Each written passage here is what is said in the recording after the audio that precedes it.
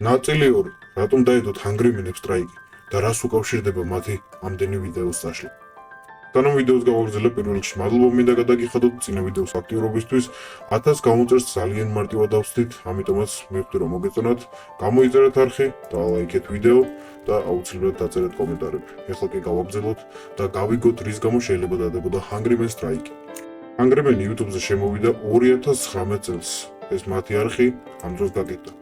მათ ყავთ 557,000 გამომწერი და არხზე უდევთ 66 ვიდეო, რაც იმას ნიშნავს, რომ ჯერჯერობით ვიდეოები მთლიანად არ წაუშლიათ და დაპრივატებული აქვთ. შორტები ისევ ადგილზეა, არაფერი არ შეხებია, მაგრამ ვიდეოებიდან მხოლოდ 4 ვიდეო დარჩა.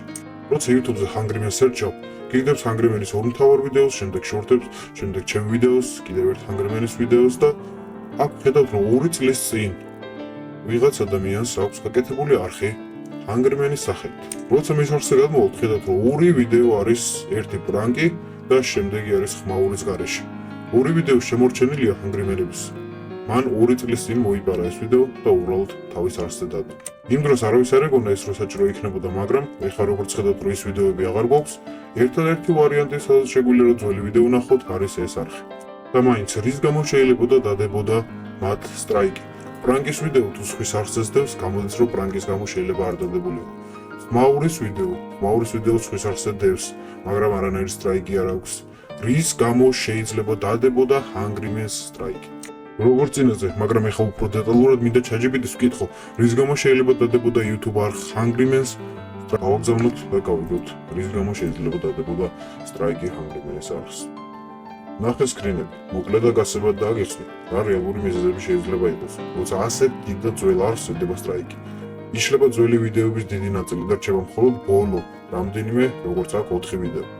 ყველაზე სავარაუდო მიზეზები კოპირაითის, სტრაიკის, ეგრეთ წოდებულის, იყენებდნენ უცხო ვიდეოებს, შოუს ფრაგმენტებს, TikTok-ებს, TV კონტენტს, ან რეაქციების ვიდეოებში გადაჭარბებული იყოს სხვისი კონტენტი.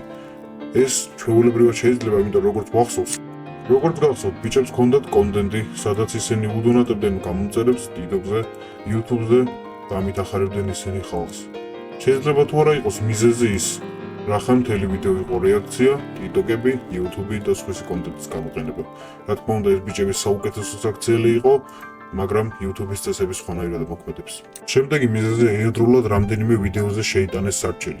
YouTube კი ავტომატურად აბლოკავს ან წაშლის კონტენტს. მაგალითად, თუ მე YouTube არხზე მიდევს ეს ვიდეო და ამ ვიდეოს დაარეპორტებს ძალიან ბევრი ადამიანი ერთდროულად, YouTube ამ ყველაფერს აითვალისწინებს, გადახედავს და სტრაიკი მოხდება ჩემ ვიდეოსაც.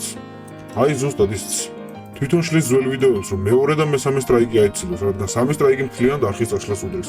ბიჭებმა ესახსენეს, რომ ეს უკვე მეორე სტრაიკი იყო არხზე და თუ მესამე სტრაიკი დაედებათ, სამწუხაროდ მთლიანად არხი წაიშლება, მაგრამ 4 ვიდეო მაინც დატოვეს. რაც შეეხება მეორე ნაწილს, მეორე ნაწილი არანაირად არ იქნება ლოგიკური, იმიტომ რომ მსგავსი არაფერი კონტენტი არ ჰქონდათ, მაგრამ აქ არის ერთი რამ. თუ გახსოვთ, ჰანგრიმენის ზედო ვიდეო iShow Speed-ის პრენკზე, სადაც საქართველოს ჩამოდიოდა iShow Speed. YouTube ვიდეო აღარ გვაქვს, მაგრამ გვაქვს TikTok ვიდეო დარჩენილი, სადაც თქვენ ხედავთ, რომ ისინი iShow Speed-ის საქართველოს ჩამოყვანის პრენკს აკეთებენ.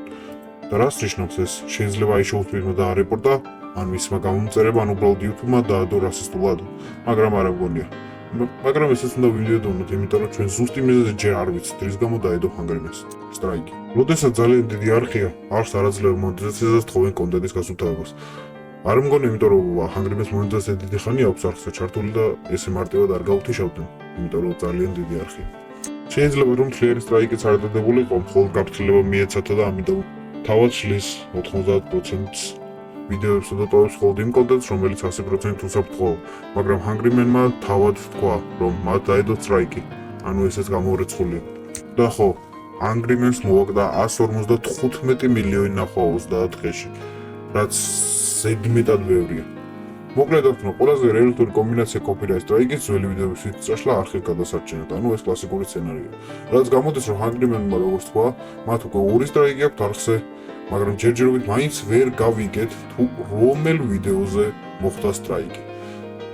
არ ვიცი, თუ გინდათ მესამე ნაწილი და უფრო დეტალურად გავიგოთ, უფრო დეტალურად ჩავიძიოთ, მეტი ინფორმაცია გავიგოთ, ამისათვის საჭირო დავწეროთ ბევრი კომენტარები, იყოს თქვენი გამოხმაურება და ლაიქით ვიდეო, გამოიწეროთ არხი და აბონე.